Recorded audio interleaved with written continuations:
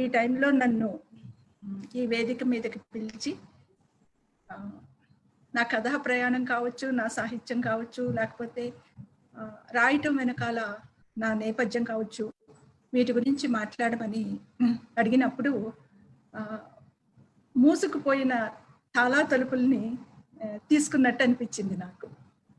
కార్తీకం ఎప్పుడూ కూడా మనల్ని డిసప్పాయింట్ చేయదు, చాలా ప్లెజెంట్గా ఉంటుంది, బోల్డంత భావుకత్వాన్ని పూయిస్తుంది. ఏ పనులైనా మనం నిర్భయంగా చేసుకోగలుగుతాం. ఎండ ఉంటుందా లేకపోతే వాన కురుస్తుందా, ఈ భయాలు లేకుండా రాసుకోగలుగుతాం, చేయగలుగుతాం. బేసిక్గా నాకు మంచు అంటే కూడా చాలా ఇష్టం. నన్ను అడిగినప్పుడు ఒక గంట సేపు 40 నిమిషాలు మాట్లాడేంత నా దగ్గర ఏముందా అని నాలోకి నేను చూసుకున్నాను. ఎంత వస్తే అంతసేపు ఉన్న విషయాలని పంచుకుంటా. అలానే ఈ వేదికలో చాలా మంది నాకు తెలిసిన రవి గారు, రాజపాలెంలో చంద్రశేఖర్ రెడ్డి గారు సార్ ఉన్నారు. కొత్త పిల్లలు చాలా మంది ఈ రోజు నాకు కనిపించినారు. ఒక రచయిత్రికి లేదా రచయితకైనా కొన్ని తరాలు అలాగా వాళ్ళ పాఠకులుగా యాడ్ అవుతూ ఉండటం అనేది చాలా బాగుంటుంది. అలానే వాళ్ళ నుంచి కూడా మేము చాలా నేర్చుకుంటూ ఉంటాం. అసలు నేను ఏమవ్వాలి అని అనుకున్నాను అని ఎవరైనా అడిగినప్పుడు, నేను ఏదో అవ్వాలనుకుని నేను రైటర్ అవ్వాలనుకున్నాను.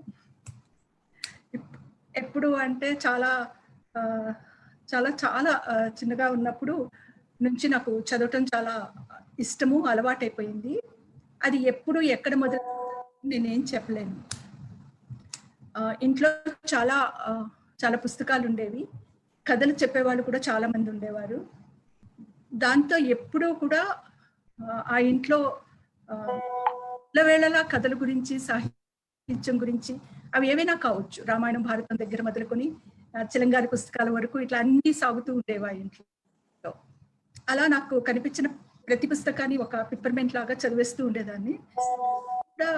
ఈ ఏజ్ లో ఇది చదవకూడదు, ఇది చదవచ్చు, ఇది ఉండకూడదు, ఇది చూడకూడదు, అట్లాంటి రెస్ట్రిక్షన్స్ కూడా ఏమి ఉండేవి కాదు. అది మనం ఎంత అర్థం చేసుకుంటామో, ఏం చేసుకుంటామో అది మన సమస్య అన్నట్టుగానే చదువుని ఒక స్వేచ్ఛగా వదిలే వాతావరణం ఉండేది. నాకు అట్లాగా చదివిన ప్రతి పుస్తకాన్ని డైరీ రాసే అలవాటు. సో చదివిన ప్రతి పుస్తకాన్ని కూడా ఒక నోట్స్ రాసుకుంటూ ఉండేదాన్ని. ఎప్పుడు మొదలు పెట్టాను, ఎప్పుడు అయింది, అందులో నాకు ఏమి నచ్చాయి, ఏమి నచ్చలేదు అని. అట్లా రాసే వాటిలో ఎక్కువగా అంటే కొంచెం పెద్దగా ప్రపంచం ఏం తెలియని రోజుల్లో చదవటం, పెద్దగా అనుభవాలు కూడా లేని రోజుల్లో చదవటం వల్ల నన్ను ఎక్కువగా ఆకర్షించేది ఆయా రచయితల్లో ఉండే భావుకత్వమే నన్ను ఎక్కువ ఆకర్షించేది.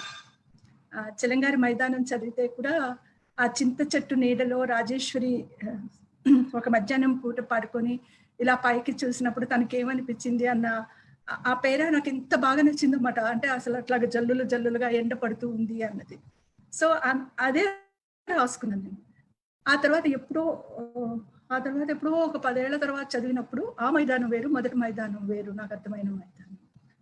సో చందమామల దగ్గర నుంచి వీటి నుంచి చదువుతూ ఉన్నప్పుడు చిన్నప్పుడు బాగా ఇంట్రోవర్ట్గా ఉండేదాన్ని. ఎక్స్ట్రావర్ట్ ఎప్పుడు లేను నేను. ఎప్పుడు చూసినా మోస్ట్ సైలెంట్ గర్ల్ అనేది స్కూల్స్లో ఏమైనా ఉంటే అది నాకే వస్తూ ఉండేది అన్నమాట. సో ఆ టైంలో నా ఎక్స్ప్రెషన్ అంతా కూడా రైటింగే. ఒక చిన్న వెన్నెల్ని చూసినా రాసేదాన్ని, సముద్రం హోరు విన్నప్పుడు రాసేదాన్ని, లైట్ హౌస్ నీడలను రాసేదాన్ని. చాలా ట్రావెల్ ఉండేది ఇంట్లో. ఎక్కడికి వెళ్తే అక్కడ ఆ విషయాలన్నీ రాసుకుంటూ, ఆ మనుషుల గురించి రాసుకుంటూ ఇట్లా వెళ్తూ ఉండేది అనమాట. అలా ఒకసారి చిలంగారి మొత్తం నవలలన్నీ చదివేసినాక ఆ మొత్తం క్యారెక్టర్స్ అన్ని తీసుకొని, ఆల్మోస్ట్ 9 క్యారెక్టర్స్ తీసుకొని, శశిరేఖ నుంచి లాలస్ వరకు తీసుకొని నేను ఒక పోయం రాసిన. చాలా చిన్న పోయం అది. 9 మంది అంటే 9 ప్లస్ ఇంకో 2 లైన్లు కలిపితే 11, 12 లైన్లు ఉన్నాయి.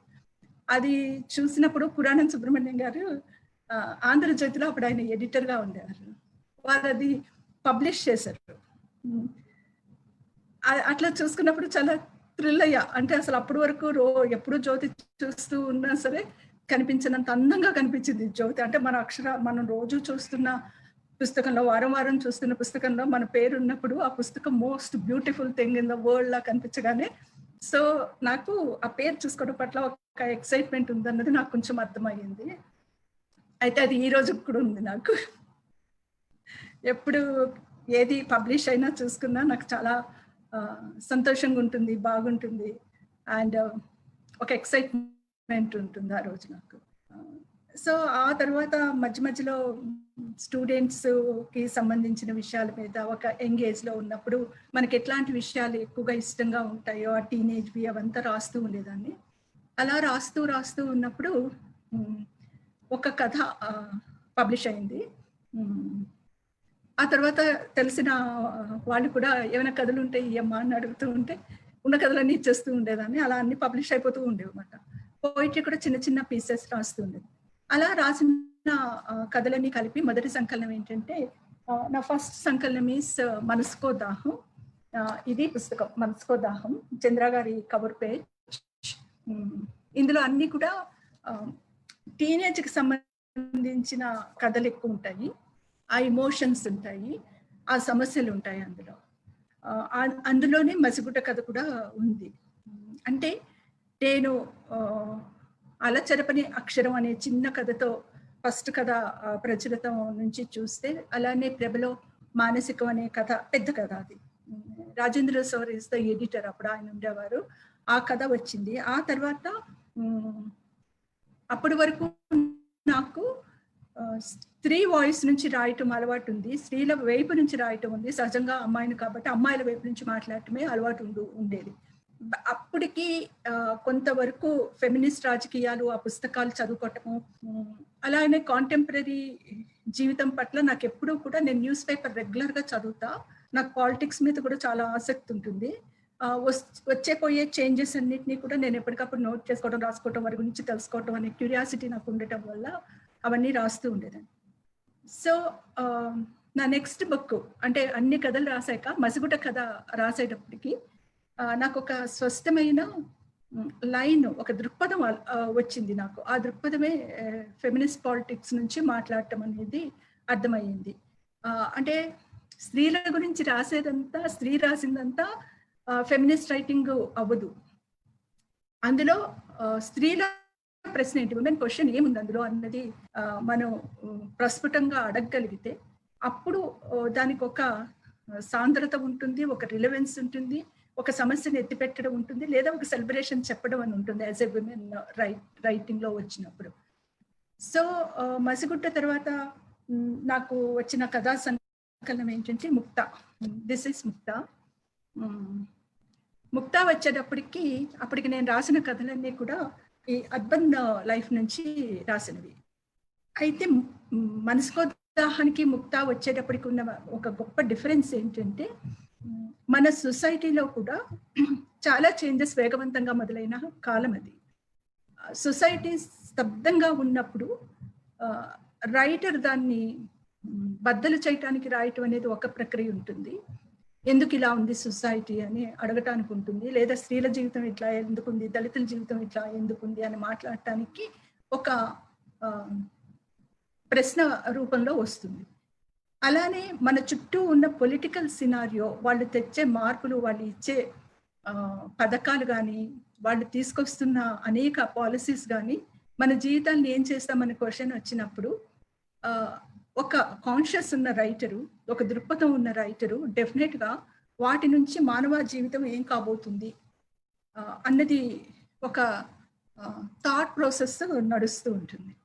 ఏది కూడా అంటే మీరు గమనిస్తే, ఎస్పెషల్లీ ఇక్కడ చాలా మంది రీసెర్చ్ స్టూడెంట్స్ ఉన్నారు, పిహెచ్డీలు ఎంఫిల్ చేసిన స్టూడెంట్స్ కూడా చాలా మంది ఉన్నారు.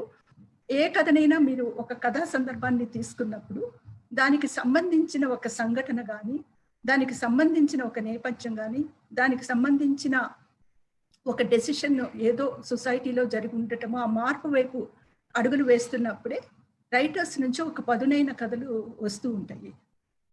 వాళ్ళు ప్రశ్నిస్తారు, హెచ్చరిస్తారు, భవిష్యత్తుని కూడా కొన్నిసార్లు ప్రెడిక్ట్ చేస్తారు, ఇట్లా ఉంటుంది భవిష్యత్తు, ఇట్లా ఉండిపోతుంది. నేను హైదరాబాద్లో ఉంటాను. హైదరాబాద్ ఒక విశ్వనగరంగా ఎదుగుతున్న ప్రాసెస్ని గత 20 ఏళ్ళుగా నేను చూస్తూ ఉన్నాను. హోల్ ప్రాసెస్ ఎట్లా మారుతుంది, హైదరాబాద్ ఏ పాలసీస్ వల్ల మారుతుంది, ఏ రాజకీయాల వల్ల మారుతూ ఉంది. అయితే అది ఒక సిటీ అంటే ఒక హైదరాబాద్కే పరిమితం కాదు. దేశంలో ఉన్న నగరాల్లో కూడా చాలా చాలా చేంజెస్ రావటం అనేది ఒకదాని తర్వాత ఒకటి మనం చూస్తూ ఉన్నప్పుడు, ముక్తా కథల్లో బేసిక్గా నేను ఎక్కువ రాసిన కథలు మా ముందు తరం స్త్రీలు చదువుకోవటానికి చాలా ఫైట్ చేయాల్సి వచ్చింది. తర్వాత వాళ్ళు ఉద్యోగం చేయటానికి ఫైట్ చేయాల్సి వచ్చింది. ఆ ఉద్యోగాలు కూడా వాళ్ళకు అందుబాటులో వాళ్ళ దగ్గర ఉన్న ఉద్యోగాలు, టీచర్స్గా కావచ్చు, నర్సులుగా కావచ్చు, అట్లాగా వాళ్ళ పర్సనల్ లైఫ్ని, ఈ లైఫ్ని, ప్రొఫెషనల్ లైఫ్ని ప్యారలల్ గా నడపటానికి వాళ్ళకు కూడా ఒక స్ట్రగుల్ ఉండేది. ఎందుకంటే పేరెంట్స్ ఒప్పుకోవాలి, అనే ఆపర్చునిటీస్ ఉండాలి, మళ్ళీ పెళ్లి చేసుకుంటే ఇన్లాస్ ఒప్పుకోవాలి, హస్బెండ్ ఒప్పుకోవాలి, ఇన్ని రకాల ఇవి ఉన్నప్పుడు మా ముందు తరం స్త్రీలు వాటి గురించి చాలా ప్రశ్నలు వేశారు, చాలా రాశారు. ఇట్స్ లైక్ ఒక యుద్ధంలాగా కూడా వాళ్ళు దాన్ని అంటే పోరాడారు వాళ్ళు. మా దగ్గరికి వచ్చేటప్పటికి ఏమైంది అంటే, ఉన్న ఊర్లోనే ఉద్యోగం చేసుకోకర్లేదు, వేరే చోటకు కూడా వెళ్ళి చేసుకోవచ్చు అన్నప్పుడు, ఎక్కడైతే కొత్త ఆపర్చునిటీస్ ఉన్నాయో అక్కడి నుంచి చాలా మంది చదువుకున్న అమ్మాయిలు సిటీస్ కి మైగ్రేట్ అవటం మొదలుపెట్టినారు. సిటీస్ కి కొత్తగా అమ్మాయిలు వస్తూ ఉన్నప్పుడు ఎట్లాంటి సమస్యలు వాళ్ళకు ఉంటాయి, వాళ్ళు ఎట్లాంటి సిచ్యుయేషన్ లోని ఇరుక్కుంటారు, ఎదురవుతాయి, ఎదురైనప్పుడు వాటిని మనం ఎట్లాగా సాల్వ్ చేసుకుంటాము, ధైర్యంగా నిలబడగలి ఎలా నిలబడగలుగుతాము అని ఆలోచించినప్పుడు, ప్రధానంగా అప్పటికి నేను ముక్తాలో రాసిన కథలన్నీ కూడా హైదరాబాద్ బేస్డ్ కథలు. అప్పటికి ఎక్కువ వర్కింగ్ ఉమెన్స్ హాస్టల్స్ ఉండేవి కాదు. నాకు తెలిసి 1-2 హాస్టల్స్ ఉండేవి. ఇప్పుడున్నంత హాస్టల్స్ అప్పుడు లేవు. సో ఎవరైనా హైదరాబాద్ వస్తే ఎవరైనా బంధువుల ఇంట్లో ఉండాలి, లేదా వాళ్ళు ఏదైనా ఇల్లు తీసుకొని ఉండాలి. ఇల్లు తీసుకోవటం అంటే ఒక 10 రోజులో 4 రోజులో బంధువుల ఇంట్లో ఉండగలరు, కానీ ఉద్యోగం చేసినంత కాలం కూడా ఉండే అవకాశం ఉండదు. కాబట్టి వాళ్ళు ఎక్కడో దగ్గర ఒక ఇల్లు తీసుకోవాల్సిన పరిస్థితి ఉంటుంది. ఆ ఇల్లు తీసుకోవటం అనేది ఆ టైంలో అమ్మాయిలకి చాలా కష్టమైన పని. ఒకటేంటంటే అసలు చాలా ఆశ్చర్యంగా చూస్తారు. ఇల్లా ఎందుకు, ఎంతమంది ఉంటారు, బంధువులు లేరా, మీతో ఎవరు ఉంటారు, సింగిల్ గా ఒక అమ్మాయి ఒక ఇల్లు ఏర్పరచుకోవడం అనేది చాలా ఆశ్చర్యకరమైన రోజులు అవి. ఆ రోజుల్లో రాసిన కథలే ముక్తాలో చాలా ఎక్కువ ఉంటాయి. అలానే ఇంట్లోంచి పెళ్లికి ప్రెషర్ ఉన్నప్పుడు, తన కెరియర్ని ఆ అమ్మాయి వెతుక్కోవాలనుకున్నప్పుడు, ఆ పెళ్లి చేసుకునే అబ్బాయికి తను తీసుకుంటున్న ఈ జాబ్ని కూడా నేను కంటిన్యూ చేస్తాను, ఆ లైక్ మైండెడ్ పార్ట్నర్ని వెతుక్కోవటం అనే ప్రాసెస్ కూడా ఒక పెద్ద ఇష్యూగా ఉన్న రోజులు అవి. అంటే బై చాయిస్ లైఫ్ని నిర్మించుకోవటం అనేది విమెన్కి చాలా కొత్తగా ఉన్న రోజుల్లోని రాసిన కథలన్నీ కూడా ముక్తా కథలు. అయితే అప్పటికి డిఫరెంట్ ఫీల్డ్స్లోని అమ్మాయిలకు ఉద్యోగ అవకాశాలు లేకపోతే, అమ్మాయిలు చదువుకున్న అమ్మాయిలు వేరే ఊళ్ళ నుంచి సిటీస్కి మైగ్రేట్ అయ్యి ఉండకపోతే, ముక్తాలో అన్ని కథలు రాయగలిగే అవకాశం నాకు ఉండేది కాదు. ఎందుకంటే మనం ఆకాశంలో ఆలోచించి ఊహించి రాయలేం కాబట్టి. చాలా కథలు అందులో వచ్చినవి అప్పటికున్న చేంజెస్, అంటే సొసైటీలో, అది ఇండస్ట్రీలో వచ్చిన చేంజెస్ కావచ్చు. అప్పటికి కొంచెం ఇండస్ట్రీస్ ఎక్కువ ఉన్న రోజులు అవి. హైదరాబాద్లో చాలా ఇండస్ట్రీస్ ఉండేవి ఆ టైంలో. సో లాట్ ఆఫ్ ఆపర్చునిటీస్ ఉండేవి అమ్మాయిలకి చేయడానికి. ఆ టైం తర్వాత మెల్లగా, అంటే దీనికి పొలిటికల్గా కూడా ఎట్లా ఉంటుంది అంటే, మన చేంజెస్ని ఒకసారి చూసుకుంటే 79లో హైదరాబాద్లో 78-79 నుంచి హైదరాబాద్ ప్రాసెస్ని తీసుకుంటే, అంటే నేను ఒక సిటీ బేస్డ్ కథల్ని ఎక్కువ రాశాను కాబట్టి ఆ పాలిటిక్స్ని కొంచెం చెప్తాను.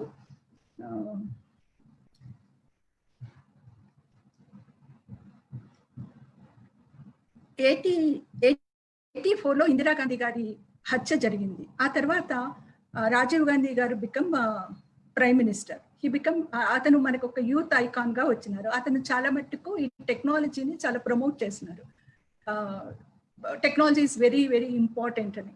ఆ టైంలోనే మనకు చాలా ఇంజనీరింగ్ కాలేజెస్ వైపు కూడా మన ఎడ్యుకేషన్ సిస్టమ్ కూడా టర్న్ అవుతున్న టైం అది. ఎందుకంటే టెక్నాలజీ వచ్చింది. ఆ టెక్నాలజీకి కావాల్సినంత హ్యూమన్ రిసోర్స్ కూడా మన దగ్గర ఉండాలి కాబట్టి engineering colleges are become so important. దాన్ని అందిపుచ్చుకొని ఇంజనీరింగ్ కాలేజెస్ పెట్టడానికి ఎంత టైం పట్టిందో తర్వాత చెప్తాను. అలానే మనకి 85లో కారం చేడి ఇన్సిడెంట్ జరిగింది. అంటే మనుషుల్ని కులం పేరుతో చంపేయడం అనేది ఫస్ట్ టైం. అంటే అసలు అంతా షాక్ అయిపోయినట్టు చూసిన, అంటే చాలా దుర్మార్గంగా జరిగిన ఆ ఇన్సిడెంట్ నుంచి ఆలోచిస్తే ఎట్లాంటి సాహిత్యం వచ్చింది అదొకటి చూడాలి మనము. ఆ తర్వాత హైదరాబాద్లో అంటే 82 ఆ టైంకి వచ్చేటప్పటికి 91 వచ్చేటప్పటికి పివి నరసింహరావు గారు ప్రైమ్ మినిస్టర్ అయినారు, మన్మోహన్ సింగ్ గారు ఫైనాన్స్ మినిస్టర్ అయినారు. That is the time.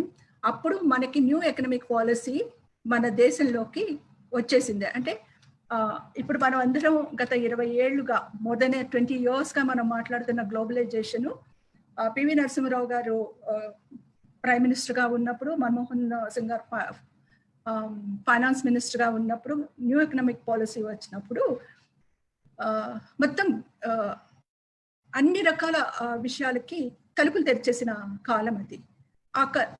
ఆ తలుపులు తెరిచేయటం అనేది సడన్ గా అట్లా తెరుచుకునేటప్పటికి అన్ని రంగాల్లో కూడా ఒక కుదుపు వచ్చింది. గ్లోబలైజేషన్ మనల్ని ఎప్పుడు పరిగెత్తమంటది. ఎట్లా పరిగెత్తమంటది అంటే తాబేలు కుందేలు కథని మనకు గుర్తుంటే, ఆ రెండింటి మధ్య పోటీ అనేది కరెక్ట్ కాదని అంతవరకు మనం విశ్వసించిన, ఇప్పుడు ఏమవుతుందంటే తాబేలు నువ్వు ఎట్లయినా సరే కుందేలను అందుకునే దానికి పరిగెత్తంటది గ్లోబలైజేషన్. ఎందుకు పరిగెత్తమంటది అంటే ఒక అనీవెన్ శక్తుల మధ్య పోటీని పెడుతుంది అది. ఆ పోటీ పెట్టినప్పుడు మనకు అప్పటి వరకు ఉన్న అనేక విషయాలని రీఛార్జ్ చేసుకోవాల్సి ఉంటుంది, పరిగెత్తాల్సి ఉంటుంది, కొత్త విషయాలు నేర్చుకోవాల్సి ఉంటుంది. ఆ టైంలో అది పర్సనల్ లెవెల్లో జరుగుతూ ఉంటే బయట లెవెల్లో ఇన్ఫ్రాస్ట్రక్చర్ పెరుగుతూ ఉంటుంది. హైదరాబాద్లో సో మెనీ అప్పటికే ప్లాన్ చేసినారు, ఏంటి ఫ్లైఓవర్స్ రావటము, ఇట్లా రకరకాల ఇన్ఫ్రాస్ట్రక్చర్, రోడ్లు వెడల్పు చేయటము, ఇవన్నీ జరుగుతూ ఉన్నప్పుడు బయట ఉన్న మన చుట్టుపక్కల చూస్తూ ఉన్న అనేక విషయాలు మన వ్యక్తిగత జీవితాల్లో కూడా వచ్చేస్తాయి. ఆ వచ్చేసినప్పుడు ఈ సందర్భంలో ముఖ్యంగా స్త్రీ పురుషులు ఏ ఉద్యోగాలు చేయాలి, స్త్రీలు ఇవే చేయాలి, పురుషులు ఇవే చేయాలి అనే లైన్ ని న్యూ ఎకనామిక్ పాలసీ వచ్చాక ఆల్మోస్ట్ చెరిపేసింది. టైము నువ్వు ఈ టైం వరకే పని చేయాలి అని అంతవరకు ఆడపిల్లల గురించి మాట్లాడిన వాళ్ళు కాల్ సెంటర్స్ లో ఉద్యోగాలకి వెళ్ళినప్పుడు కానీ, దానికి కావలసిన ఏర్పాట్లు చేస్తున్నప్పుడు కానీ సో మెనీ ఆపర్చునిటీస్ ఆడపిల్లలకు వచ్చాయి. అలానే చాలా మంది చదువుకోవటం కోసం కానీ, ఉద్యోగం కోసం కానీ వేరే దేశాలు వెళ్ళి చేసుకోవటం. అప్పటి వరకు వేరే దేశం పంపించాలి, చదువుకోవడానికి పంపించాలన్నా సరే పెళ్లి చేస్తే పంపించేవాళ్ళు. ఎందుకు అంటే అప్పుడు సిస్టమ్ అట్లా ఉండేది, అటు చుట్టూ ఉన్న పరిస్థితులు అట్లా ఉండేవి. ఎప్పుడైతే బయట మార్పు మన ఇంట్లోకి వచ్చిందో అందరి జీవితాల్లో వచ్చే మార్పు ఆడపిల్లల జీవితాల్లో కూడా వచ్చాయి. సో ఆల్మోస్ట్ ముక్తా తర్వాత నాకు వచ్చిన పుస్తకం ఏంటంటే దిస్ ఇస్ సాలబంజిక. సాలబంజికలో ఇన్స్టెంట్ లైఫ్ అనే కథ ఉంటుంది. ఈ కథ వచ్చి 2000లో వచ్చింది. ఇప్పుడు 20 years అయింది ఆ కథ వచ్చి. ఆ కథలో ఆ కథ వచ్చినప్పుడు గ్లోబలైజేషన్ జస్ట్ స్టార్ట్ అయ్యి ఏమవుతుంది అన్నప్పుడు రోడ్లు వెడల్పు చేయటం వల్ల ఎవరి జీవితాలు ఎట్లా మారిపోతాయి. ఒక ఇడ్లీ బండి రోడ్డు పక్కన అప్పటి వరకు అమ్ముకున్న అతని బండి లేచిపోతుంది. ఒక చిన్న బేకరీగా ఉన్నది కాస్త పెద్ద హోటల్ అయిపోతుంది. ఆ చిన్న హోటల్ కూడా ఇంకాస్త విశాలమైన పెద్ద మాల్ వచ్చేటప్పటికి అది కూడా వెళ్ళిపోతుంది. ఆ రోడ్డు పక్కన పువ్వులు అమ్ముకునే వాళ్ళు, కాయగూరలు అమ్ముకునే వాళ్ళు, అప్పటికి ఎస్టీడీ బూత్ ఉండేవి, అవి కూడా మొత్తం వెళ్ళిపోయిన సిచ్యుయేషన్. సో ఒక అభివృద్ధి వచ్చినప్పుడు ఆ అభివృద్ధితో పాటు ఒక విధ్వంసం కూడా ఉంటుంది. ఆ విధ్వంసంకి గురయ్యే మనుషులు జీవితాలు ఏమవుతాయి? ఆ చిన్న ఇడ్లీ బండి పెట్టుకున్న నరసింహ జీవితం ఏమై ఉంటుంది? అప్పటి వరకు మ్యారేజ్ అన్నా లేకపోతే నాకు కావాల్సిన సహచరుడు సహచరురాలు అనుకున్న వాళ్ళు కూడా మన ఇద్దరు మనసులు కలిస్తే చాలు అనుకున్న జీవితాల నుంచి మనం చేసే ఉద్యోగాలు, మనం ఉండే ప్రొఫెషను, మనం నడిచే దారి కూడా ఈక్వల్ గా ఉండాలి. అంటే సమానంగా ఉండాలి. ఒకే రంగంలో ఉంటేనే గ్రోత్ బాగుంటుంది అనే ఒక పర్సనాలిటీ డెవలప్మెంట్ క్లాసెస్ అప్పటి వరకు లేని ఒక ఎరుకని పెళ్లి గురించి చాలా మందికి ఆ ఈక్వేషన్స్ అనేది స్టార్ట్ అయిన కాలం అన్నమాట. సో ఆ టైంలో అమ్మాయిలు సోషల్ సైన్సెస్ తీసుకుందాము అంటే కూడా కాదు, మీరు ఖచ్చితంగా ఇంజనీరింగ్ చదవాలి అనే ఒక మనస్తత్వం చుట్టుపక్కల చాలా ఎక్కువగా ఉండేది. ఆ చదివిన అమ్మాయిలకి యాక్ట్ చేసే అంటే కోరుకునే అబ్బాయిలు కూడా చాలా తక్కువ అయిపోతారు అనే భయం కూడా ఉండేది. అలానే అబ్బాయిలకు కూడా ఇంజనీరింగ్ అయితేనే మంచి సంబంధాలు వస్తాయి, జీవితం బాగుంటుంది అన్నది కూడా ఒక ఇది వచ్చింది ఆ టైంలో. ఆ టైంలో నేను రాసిన కథలు వరుసగా రాసా. సాలబంజిక, ఇన్స్టెంట్ లైఫ్, సాలబంజిక, ప్రకంపనం, కుబుసం, కొత్త బంగారు లోకం. ఈ కథలన్నీ కూడా గ్లోబలైజేషన్ అమ్మాయిల జీవితాల్లో ఎట్లాంటి మార్పులు తీసుకురావచ్చు, తీసుకొచ్చే అవకాశం ఎలా ఉంది, అట్లనే పెళ్లిలో ఎలాంటి మార్పులు వస్తాయి, ఎలాంటి ఈక్వేషన్స్ మానవ సంబంధాల్లోకి వస్తాయి, ఎంత సెల్ఫ్ సెంటర్డ్ గా తయారయ్యే జనరేషన్ మన ముందుకు రాబోతుంది. దట్ ఈస్ నాట్ అంటే అది మనుషుల పొరపాటు లేకపోతే మనుషుల కోరుకున్నది కాదు. చుట్టూ ఉన్న పరిస్థితుల వల్ల మన జీవితాల్లో చాలా చేంజెస్ వచ్చినప్పుడు మన మనస్తత్వాల్లో కూడా చేంజెస్ వస్తాయి. సో అదే టైంలో మనం గమనిస్తే పర్సనాలిటీ డెవలప్మెంట్ బుక్స్ విపరీతంగా సేల్స్ పెరిగిన కాలం కూడా అదే. వ్యక్తిత్వ వికాసం కావచ్చు, ఇట్లాంటివన్నీ కూడా చాలా పెరిగాయి. అంటే career is the most important part in our life అన్నది ఒక ఫోర్స్ గా మన ముందుకు వచ్చిన కాలము. అదే టైంలో మిగిలిన జాబ్స్ పట్ల చాలా చిన్న చూపున్న కాలం కూడా. అదే టైంలో ఏమైంది అంటే ఎన్జిఓస్ కూడా చాలా ఎక్కువ వచ్చిన కాలం అది. యాక్చువల్గా దివిసీమ ఉప్పెన వచ్చే రోజు వరకు చిన్న చిన్న ఊళ్ళలో పల్లెటూళ్ళల్లో మనం ఎప్పుడూ కూడా ఎన్జిఓస్ని చూడలేదు. దివిసీమ ఉప్పెన తర్వాతే అక్కడ కొంచెం స్టార్ట్ అయినది ఎన్జిఓస్ ప్రవేశము అనేది. సో అభివృద్ధి అనేది, సొసైటీలో అభివృద్ధి అనే దానికి రకరకాల పార్శ్వాలు రావటము. అయితే అదే టైంలో ఐడెంటిటీ పాలిటిక్స్ చాలా ప్రస్ఫుటంగా ముందుకొచ్చిన కాలం కూడా ఆ టైం అని చెప్పాలి.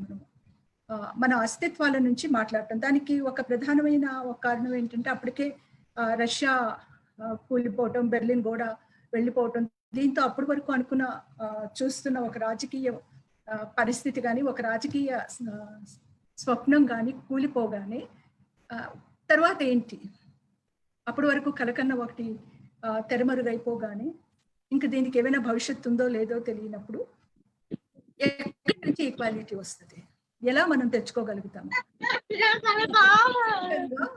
వచ్చినది ఏంటంటే అందరి విముక్తి ఒక్కసారి ఉండకపోవచ్చు. ఒక్కొక్కరు అంటే ఒక్కొక్క ఐడెంటిటీస్ నుంచి కూడా మనల్ని మనం మాట్లాడుకోవాలి అని అనుకున్నప్పుడు, అంటే పోస్ట్ మోడర్నిజంలో వచ్చిన ఒక పెద్ద విషయమే ఐడెంటిటీ పాలిటిక్స్ నుంచి మనం చూసినప్పుడు దళిత్ లిటరేచర్ వచ్చింది. అదే టైంలో మనకి త్రిపునేని శ్రీనివాస్ ఫస్ట్ వేసిన గురి చూసి పాడే పాట వచ్చింది. ఆ తర్వాత త్రిపునేని శ్రీనివాస్ గారు, లక్ష్మీ నరసయ్య గారు తెచ్చిన చిక్కనవుతున్న పాట వచ్చిన సందర్భం ఉంది. దానికి ముందు కాదర్ మొహిద్దీన్ గారు రాసిన పేరు గుర్తు రావట్లేదు, పుట్టుమచ్చ వచ్చింది. సో మనం గమనిస్తే 90 నుంచి మార్పులు స్టార్ట్ అయ్యి వస్తూ ఉండేటప్పటికి, గ్లోబలైజేషన్ వచ్చేటప్పటికి, అంతకుముందు ఎప్పుడు కూడా తెలుగు సొసైటీలో, తెలుగు సాహిత్యంలో మనం చూడనంత కథల్ని, విపరీతమైన డెప్త్తో వచ్చిన కథల్ని మనం ఆ కాలంలో చూడొచ్చు. చంద్రశేఖరరావు గారు రాసేవారు, కాట్రగడ్డ దయానంద సార్ రాస్తుండేవారు. ఇలా చాలా మంది కథల్ని అద్భుతంగా ముందుకొచ్చిన కాలం అది.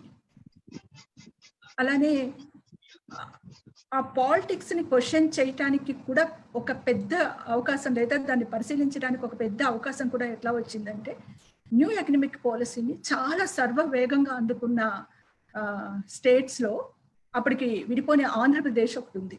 ఆంధ్రప్రదేశ్ చాలా వేగంగా అందుకుంది అనమాట. ఈవెన్ మనం ట్రావెల్ చేస్తున్నా సరే ఎక్కడికైనా వెళ్ళినప్పుడు మీరు ఎక్కడి నుంచి అండి అంటే ఏపీ నుంచి అని మనం చెప్పినప్పుడు they have that lot of dreams about Cyberabad. చాలా మంది యువతి యువకులకి Hyderabad is a dream city. చాలా ఆపర్చునిటీస్ వస్తాయి. తర్వాత ఏంటంటే హైదరాబాద్లో ఇంకొక గొప్ప విషయం ఏముంటుంది అంటే ఎట్లాంటి కొత్తగా ఈ ఊరు వచ్చినా సరే చాలా దగ్గరికి హృదయానికి దగ్గరగా తీసుకునే మనుషులు ఉంటారు. ఆ అట్మాస్ఫియర్ ఉంటుంది. దాంతో చాలా మంది ఊరు వైపు హైదరాబాద్ వైపు చూడటం అనేది జరిగింది. అయితే సాలబచ్చిక కథలో నేను మాట్లాడిన విషయాలు ఏవైతే ఉన్నాయో ఆ విషయాలు అప్పటి వరకు మిడిల్ క్లాస్ లైఫ్లో లేదా కొంచెం లోవర్ మిడిల్ క్లాస్ లైఫ్లో వాల్యూస్గా మనం మాట్లాడిన అన్ని విషయాల్ని కమర్షియలైజేషన్ అనే ఎలిమెంట్ అంటే మనుషుల కమాడిటీగా అయిపోవటం అనేది ఆ వాల్యూస్ని కానీ లేకపోతే దాని చుట్టూ ఉన్న హింసని కానీ పట్టించుకోకుండా మనం ఎలాగైనా సరే ఆర్థికంగా వెదగాలి అని ఒక ఫోర్స్, అది అమ్మల నుంచి ఉంటుంది, అన్నల నుంచి ఉంటుంది, అంటే అమ్మమ్మల నుంచి ఉంటుంది. ఎందుకు బామ్మలు నాన్నమ్మలు అందరూ కూడా ఆ చుట్టూ వస్తున్న changes they never seen in their life sudden గా చూసేటప్పటికి వాళ్ళకు కూడా ఆ రకమైన లైఫ్ స్టైల్లోకి వెళ్ళాలని ఉంటుంది. దానికి కావలసిన ఇన్కమ్ ఎక్కడి నుంచి వస్తుంది అంటే ఒక్కొక్కరికి ఒక్కొక్క రకమైన అవకాశాల నుంచి వచ్చినప్పుడు అనేక విలువలు ధ్వంసమైన కాలం కూడా ఆ కాలంలో ఉంది. మనిషి సెల్ఫ్ సెంటర్డ్ అయిపోవడానికి ఒక నాంది మార్గం కూడా అది ఉంది. అలానే అదే టైంలో జ్ఞానం పట్ల, విజ్ఞానం పట్ల, టెక్నాలజీ పట్ల విపరీతమైన ఆసక్తి పిల్లల్లోకి వచ్చి అద్భుతాలు సృష్టించిన పిల్లలు కూడా ఉన్నారు అదే టైంలో. అంటే హ్యూమన్ మైండ్ ఇంత బాగా పనిచేస్తుందా, ఇంత క్విక్గా పనిచేస్తుందా అని మనందరం ఆశ్చర్యపోయేంత అద్భుతమైన విషయాలు కూడా అప్పుడే జరిగాయి. ఎనీ పాలసీకి దానికి ఉన్న అది పైకెత్తేది ఉంటుంది, నలిపేసేది ఉంటుంది. దాని బ్యాలెన్స్ ఎలా చేయాలి అన్నది వెరీ ఇంపార్టెంట్. ఆ బ్యాలెన్స్ ఉండాలి అన్నదే ప్రజల పట్ల నిలబడిన ఏ రైటర్ అన్నా కోరుకుంటారు. నాకు మొదటి నుంచి కూడా నా ప్రొటగనిస్ట్ ఎప్పుడు కూడా లేడీయే. అది ఎంత పెద్ద అమ్మాయిలే నేను పెట్టుకుంటా. అది ఎంత పెద్ద సబ్జెక్ట్ అయినా సరే అమ్మాయితోనే నేను ఆ కథ చుట్టూ రాసుకుంటూ వస్తాను. వనమాల కథ కూడా మృదులా క్యారెక్టర్ని బిల్డ్ చేసినప్పుడు కూడా ఎకో ఫెమినిజం అనే పాయింట్ నుంచి తీసుకొని రాసిన కథ అది. అంటే అడవులు అంటే మనం చదువుకున్నాం, రష్యన్ సాహిత్యంలో మనం తల్లి భూదేవి చదివినాము, ఇట్లా చాలా కథలు చదివినప్పుడు భూమికి మనకి ఉన్న సంబంధం, ఒక స్త్రీ హృదయానికి భూమికి ఉన్న సంబంధం, మనిషికి భూమికి ఉన్న సంబంధం, భూమి మనిషిని ఏం చేస్తుంది అనేది మనం చదువుకున్నప్పుడు డెవలప్మెంట్ పేరుతో అడవుల్ని ధ్వంసం చేస్తూ ఉన్నప్పుడు ఒక అమ్మాయి, ఒక కార్పొరేట్ సెక్టర్లో పనిచేసుకుంటూ చదువుకున్న అమ్మాయి, ఢిల్లీ లాంటి ఊళ్ళో చదువుకున్న అమ్మాయి కూడా ఇలా ధ్వంసం చేయడానికి వీలు లేదు అని చెప్పి తన వాయిస్ని ఇవ్వటానికి ఉన్న ఉద్యోగాన్ని వదిలేసి వచ్చేస్తుంది ఆ అమ్మాయి. ఆ వచ్చేయటం తండ్రికి ఇష్టం ఉండదు. తండ్రి ఒకప్పుడు ఫారెస్ట్ ఆఫీసరే, కానీ అతనికి ఎందుకు ఇష్టం ఉండదు అంటే అప్పటి వరకు ఉద్యోగాన్ని అంటే పిల్లలు గ్లోబల్ ఫ్యామిలీగా తన కూతురు ఒక దేశంలో, తన అల్లుడు ఒక దేశంలో, తన కొడుకు ఒక దేశంలో, తన కోడలు ఒక దేశంలో ఉండటాన్ని ఇట్స్ ఎ గ్లోబల్ ఫ్యామిలీ అని ఎంతో ప్రౌడ్గా చెప్పుకునే ఆ తండ్రి గారు నువ్వు ఈ ఫీల్డ్ ఎంచుకుంటే నీకేం గ్రోత్ ఉండదు అంటుంటారు. అమ్మాయి ఏమంటదంటే ఇందులో గ్రోత్ ఉండదు, నాకు ఒక విజిటింగ్ కార్డు ఉండదు, మెడలో ఒక ఇది ఉండదు, but I want to stand with the people, మనుషులతో నిలబడాలి అని అనుకుంటున్నట్టు. సో బాగా చదువుకొని కార్పొరేట్ స్కూల్స్లోని కాలేజెస్లోని ఉద్యోగాలు చేస్తున్నప్పుడు కూడా చాలా మంది ఆడపిల్లలు సొసైటీ పట్ల చాలా చాలా కాన్షియస్గా ఉండటము, వాళ్ళ పట్ల అంటే సమాజంలో చాలా విషయాల పట్ల నిలబడి ఉండటం కూడా మొదలైన రోజులవి. అంటే అప్పటి వరకు ఇట్లాంటి సర్టెన్ బ్యాక్గ్రౌండ్ ఉన్న అమ్మాయిలే నిలబడతారు అన్నది కూడా కాదు. అప్పటి వరకు అసలు వాళ్ళకి ఆ బెంట్ ఆఫ్ మైండ్ లేకపోయినా సరే ఒక్కసారి ఆ ఎక్స్పోజర్ కొంచెం తెలిసినా సరే దాంతో కనెక్ట్ అయి పనిచేసే అమ్మాయిలు కూడా ఆ కాలంలో చాలా మంది వచ్చారు. ఆ తర్వాత వచ్చిన కథా సంకలనం మంచుపూల వాన. సో చదువుకున్నాం, ఉద్యోగాలు చేస్తున్నాం, మాట్లాడుతున్నాం, చాలా పొలిటికల్ విషయాలను కూడా మాట్లాడుతూ ఉన్నప్పుడు స్టిల్ స్త్రీల మీద విపరీతమైన హింస ఉంటుంది, స్త్రీల జీవితాల్లో చాలా దుఃఖం ఉంటుంది. ఎందుకు ఉంటుంది దుఃఖము, ఎందుకు ఇట్లా ఉంటుంది అని చూసినప్పుడు స్త్రీల జీవితాల్లో లాట్ ఆఫ్ ఇమోషనల్ వైలెన్స్ పేర్కోవడం మొదలుపెట్టింది. ఆ ఇమోషనల్ వైలెన్స్ ని ఎట్లా హ్యాండిల్ చేస్తాం? ఆ ఇమోషనల్ వైలెన్స్ వాళ్ళిద్దరూ ఎంచుకున్న మార్గాల మీద కావచ్చు, పెళ్లికి ముందు లేదా సహజీవనానికి ముందు, లేకపోతే సహచరుని వెతుక్కున్న ముందు వాళ్ళకున్న కలలు వేరు. జీవితం స్టార్ట్ చేసి కొంత దూరం నడిచాక ఇద్దరిలో ఎవరో ఒకళ్ళు చేంజ్ వచ్చినప్పుడు అదొక ఇమోషనల్ వైలెన్స్ గా టర్న్ అవడం కూడా చాలా చూస్తూ ఉంటాము. అలానే మనకి చాలా ఆపర్చునిటీస్ మన చుట్టూ వస్తూ ఉన్నప్పుడు, ప్యారలల్ రిలేషన్స్ విపరీతంగా పెరుగుతూ ఉన్నప్పుడు, స్త్రీ పురుష సంబంధాల్లో చాలా చేంజెస్ వస్తున్నప్పుడు స్త్రీలు దాన్ని ఎట్లా తీసుకోవాలి, పురుషులు ఎట్లా తీసుకుంటారు? అక్కడ అక్కడ మెయిన్ గా ఆర్థికంగా అమ్మాయి చాలా స్ట్రాంగ్ గా ఉంటుంది, అబ్బాయి స్ట్రాంగ్ గా ఉంటాడు. బట్ వాళ్ళ జీవితంలో మరో రిలేషన్షిప్ రావటం వల్ల కావచ్చు, లేకపోతే జాబ్ ఇన్ ప్రిన్సిపల్ జాబ్స్ దగ్గర వస్తున్న సమస్యలు కావచ్చు, వీటితో వాళ్ళు ఒక కలత చెందినప్పుడు, విడిపోవాలనుకున్నప్పుడు, కలిసి వేరు వేరు చోట బ్రతకాలనుకున్నప్పుడు ఇక్కడ స్త్రీలు పడుతున్న ఒక వైలెన్స్, ఆ ఇమోషనల్ వైలెన్స్ ని ఎట్లా చూస్తారు స్త్రీలు, ఎలా అర్థం చేసుకోవాలి హోల్ ప్రాసెస్ ని, దాని గురించి ఆ ఇన్నర్ స్ట్రెంగ్త్ ని మనం ఎలా తెచ్చుకోవాలి? ఎంత ఇన్నర్ స్ట్రెంగ్త్ తెచ్చుకున్నా సరే భావోద్వేగాలు ఉంటాయి, ఒకప్పుడు పంచుకున్న ప్రేమ ఉంటుంది. దాని నుంచి మనల్ని మళ్ళీ తిరిగి ఎలా నిలబెట్టుకోగలుగుతాం, ఎలా తిరిగి మన జీవితంలోకి ఒకప్పటి తేనెలు ప్రవహించే ఒక ప్రేమను మళ్ళీ తెచ్చుకోగలుగుతాం. అట్లనే రాసిన కథ మిస్ మయూర. ఆ కథ ఆ అమ్మాయి ప్రేమించే పెళ్లి చేసుకుంటుంది. ఆ అమ్మాయికి ఒక 14 years బాయ్ కూడా ఉంటారు. హస్బెండ్ ఒక 40 years, 42, 43 ఉంటాయి. అతను తనకంటే 20 years చిన్నగా ఉన్న అమ్మాయితో ఒక రిలేషన్షిప్కి వెళ్ళినప్పుడు what is this ladies struggle ఏంటంటే అసలు చాలా మనసుని చాలా కదిలించేసే విషయాలు అన్నమాట అవి. ఆ అమ్మాయి కంటే అమ్మాయి లాగా నేను కూడా 0 సైజ్కి రావాలి అని ఈ అమ్మాయి చాలా తాపత్రయపడుతుంది. ఎందుకు అంటే ఒక 20 ఏళ్ళుగా అమ్మాయిల బాడీస్ వీటన్నిటి పట్ల ఒక పక్క హెల్త్ కాన్షియస్ ఉండొచ్చు, ఇంకో పట్ల సౌందర్యం కాన్షియస్ ఉన్నప్పుడు 0 సైజ్ అనేది ఒక ఇంపార్టెంట్ ఇష్యూగా మారిపోయినప్పుడు అమ్మాయి ఎంత స్ట్రగుల్ అవుతుంది అంటే డే అండ్ నైట్ ఇంకా అసలు ఎట్లయినా సరే తను 0 సైజ్కి రావాలని ట్రై చేస్తుంటుంది. వన్ డే అమ్మాయికి తట్టింది ఏంటంటే, ఓకే నేను వస్తా, బట్ నా బాడీలో ప్రతి part age 40 years, that girl is 20 years. దీన్ని నేను ఎట్లాగా బ్యాలెన్స్ చేయగలుగుతా, ఏమని చేయగలుగుతా? సో ఆ అమ్మాయి లోపల నుంచే, తను పడుతున్న హింస నుంచే ఆ అమ్మాయి ఒక డెసిషన్ తీసుకోవటానికి పడిన స్ట్రగుల్ అంతా మిస్ మయూరాలో ఉంటుంది. అదే టైంలో మనకి టెక్నాలజీ ఇచ్చిన రకరకాల ఇష్యూస్లో ఒక ఇష్యూ ఏంటంటే సర్గసీ. సో సర్గసీకి విమెన్ వచ్చినప్పుడు టెక్నాలజీ పరంగా దాన్ని ఎట్లా చూస్తాం మనం? అదొక మెరాకిల్, ఒక అద్భుతం చూస్తాము. పిల్లలు కావాలనుకునే వాళ్ళకి ఒక ఆపర్చునిటీ, ఒక గొప్ప అవకాశం ఉంటుంది. బట్ ఇక్కడ మళ్ళీ వాడుతున్న స్త్రీలు ఎవరు, వాళ్ళ రైట్స్ని ప్రొటెక్ట్ చేస్తున్నామా, వాళ్ళు ఎట్లాంటి అంటే వాళ్ళు సొసైటీ పరంగా ఏమైనా ఎక్స్ప్లాయిట్ కాబడుతున్నారా, వాళ్ళ ఇళ్లలో ఉన్న పరిస్థితులు ఏంటి, వాళ్ళు అసలు దీంట్లోకి ఎందుకు వస్తున్నారు, ఎలా వస్తున్నారు, వాళ్ళు ఏమనుకుంటున్నారు, ఇలా చాలా మంది అమ్మాయిలతో మాట్లాడి, అంటే అందులోనే ఉన్న అమ్మాయిలతోటి మాట్లాడి అదంతా తీసుకొని రాసిన కథ. అంటే వాళ్ళ థాట్ ప్రాసెస్ కావచ్చు, వాళ్ళ ప్రాక్టికల్గా పడుతున్న ఇష్టం కావచ్చు, కష్టం కావచ్చు, మళ్ళీ వాళ్ళ ఇళ్లలోంచి ఎట్లా ఎక్స్ప్లాయిట్ చేయబడుతున్నారో కావచ్చు, ఇవన్నీ తీసుకొని రాసిన కథ మదర్హుడ్ అట్ రియాలిటీ చెక్.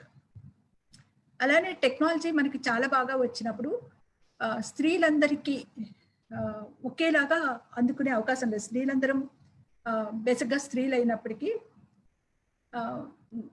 చాలా క్యాస్ట్ ఉంటుంది, మతం ఉంటుంది, వర్గం ఉంటుంది. ఇవన్నీ కూడా మళ్ళీ స్త్రీలను విడగొడుతూ ఉంటుంది. అందరికీ అంటే ఒక ఇల్లు తీసుకోవడానికి ఒక అమ్మాయి వెళ్ళినప్పుడు ఆ అమ్మాయికి మతం ఉంటుంది, కులం ఉంటుంది, జెండర్ ఉంటుంది, ఇవన్నీ వచ్చేస్తూ ఉంటాయి, వర్గం ఉంటుంది, ఏ ఏరియాలో మనం తీసుకుంటున్నాం అని ఉంటుంది. అలానే టెక్నాలజీ వచ్చినప్పుడు టెక్నాలజీ అందరికీ ఒకేలాగా ఇవ్వలేని పరిస్థితి ఎందుకు ఉంటుంది అంటే దాంతో మనం ఇన్వెస్ట్ చేయవలసిన అమౌంట్ అందరూ ఎఫోర్డ్ చేయలేకపోవచ్చు. అట్లాంటి కథ మాన్వి. అందులో 3 రకాల అమ్మాయిలు ఉంటారు. అంటే upper middle class, rich and poor అమ్మాయి ఉంటారు. ముగ్గురికి ఒకటే ప్రాబ్లము, పిల్లలు ఉండరు. ఐవేకి వెళ్ళాలనుకుంటారు. ఈ అంటే వర్కింగ్ క్లాస్లో ఉన్న పాప అంత డబ్బులు తను ఎఫోర్డ్ చేయలేదు. కొంచెం చదువుకొని ఒక జిమ్లో పనిచేస్తున్న అమ్మాయి ఎట్లయినా సరే ఆ డబ్బులు పోగేసుకోవాలి అని ఆ అమ్మాయి తాపత్రయపడుతుంటుంది. ఇంకొక అమ్మాయికి డబ్బుల సమస్య లేదు, కానీ ఆ అమ్మాయి ఆ టైం అంతా మళ్ళీ నేను అందులో ఇన్వెస్ట్ చేస్తే నా కెరీర్కి ఇది ఎక్కడ సమస్య అవుతుంది అన్నది ఒక టెన్షన్ ఉంటుంది. సో టెక్నాలజీ కూడా ఉమెన్కి అన్నిసార్లు అన్ని రకాలుగా కూడా ఈక్వల్గా ఆపర్చునిటీస్ని ఇవ్వదు, ఈక్వల్గా ఆ ఫలాన్ని అందుకునే అవకాశాన్ని కూడా ఇవ్వదు. దాని మీద వచ్చిన కథ మాన్వి కథ. అంటే నేను మీకు చెప్తున్న కథలు ఏ సందర్భాల్లో ఏ కథలు ఎలా మనకి పుడతాయి, ఆ ప్రశ్నలు ఎలా వస్తాయి, ఆ లోతు ఎక్కడి నుంచి వస్తుంది అంటే సొసైటీలో వస్తున్న political, socio economic plus technology.